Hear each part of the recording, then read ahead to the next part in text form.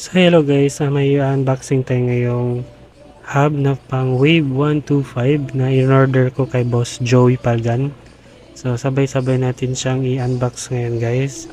So itong una kong i-open is yung kanyang flange kung saan kinakabit yung sprocket. Ayan, ito yung flange guys.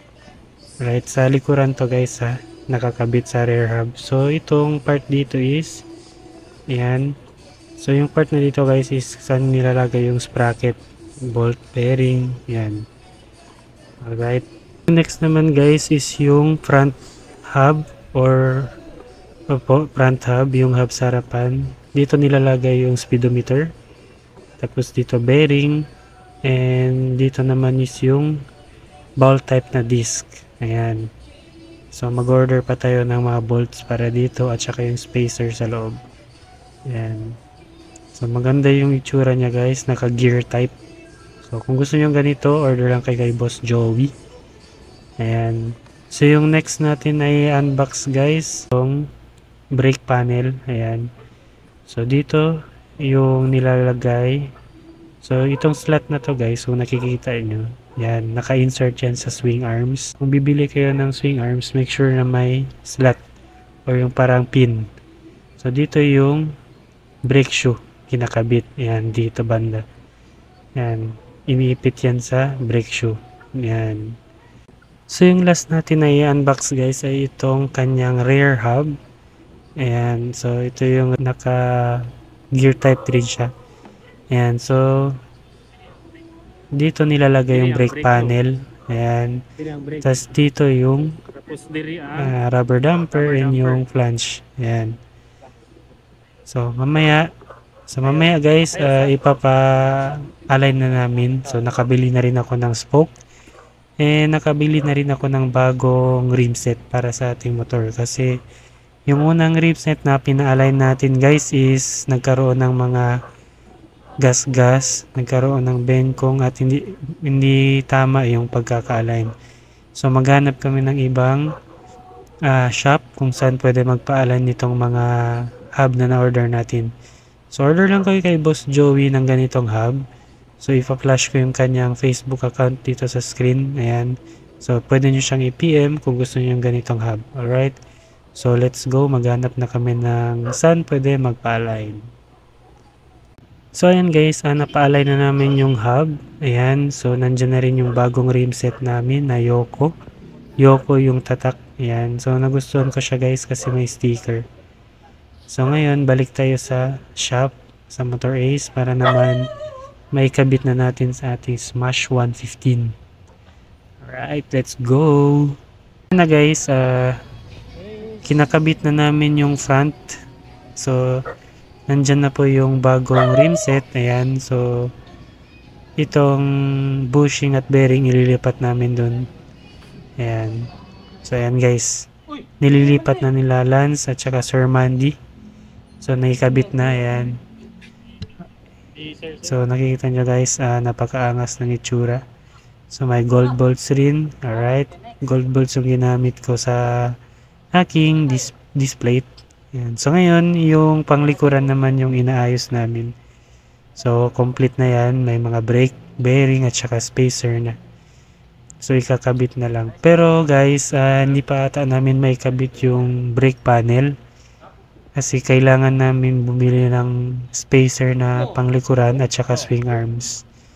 Then, kailangan rin namin bumili ng ehe para dito sa likuran. Kasi yung ehe ng Smash 115 sa likuran is short lang. Kailanganin rin namin ng brake rod para sa plus 2 namin na swing arms. So, kung nakikita nyo dito guys, stock lang na brake panel yung ginagamit namin at saka brake rod. Yan, lumang-luma na. Ito yung bagong brake arm, ayan. At saka yung brake pin niya. Alright. Inaayos na ni Sir Mandy guys yung brake. Kasi ite-testing namin ngayon. So, kung nakikita nyo guys, yung flange din dito sa kabila ay is stock lang din yung ginamit namin. Temporary lang naman guys. Kasi kailangan pa namin ng plus 2 na swing arms. So, kita nyo may space pa siya dito. Ayan. So, yung rubber damper, kailangan namin palitan yung rubber damper dito, guys. So, next, siguro bibili tayo ng swing arms at saka ng kadena, chain set. So, yan na yung so far na itsura niya, guys. Napalitan na natin ng rim set at saka ng hub. Ayan. Ayan na, guys. Alright. So, masyadong malinis yung front, no? Nagustuhan ko. Ayan. Malinis masyado yung gulong sa harapan. Then, medyo messy na lang yung sa likod. Yung likuran na lang. So, nalilagay na rin pala namin yung extension ng shock. Sinubukan muna namin gamitan ng extension. Baka sakaling magkaroon ng play. Yan. So, mamaya i-testing ni Sir Mandy. Itakbo yung motor para naman makita namin kung maganda ba yung performance. So, wala pang bracket yung pipe namin. Baka magagasgas to siya, guys. So, abangan nyo ngayon. Ipapakita namin sa inyo yung itsura. Yan. So, pinander nga pala ni Lance Adventure kasi sobrang makulit yung kamay nito. Yan. Excited na, guys. So, let's go. Itatry na natin after nito.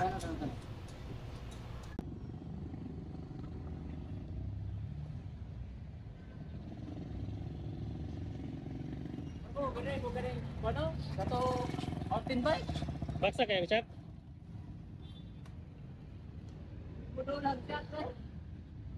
Ang sa tubangan? Wala, sa tubangan? Sa front shock? Ano naman na? Sige daw, i-bounce daw. Sige. Ha? Hindi balance L. Sita sip mo na guys. Kam na kayo ng sita no? Gearbox doy. Sini ugal ko an. Spasi na Leo. Ha?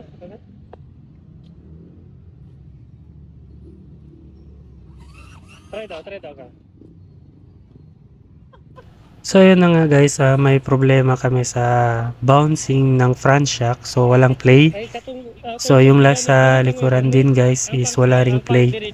So siguro papalitan na muna namin ng stock na shock sa likuran.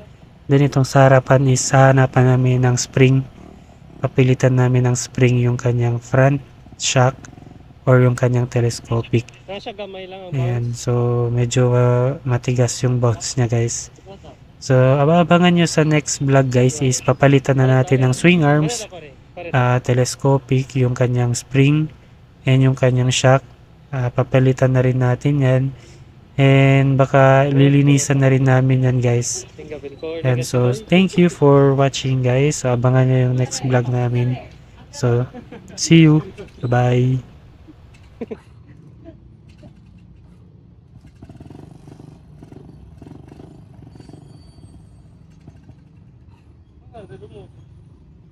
Ya sea para el menor.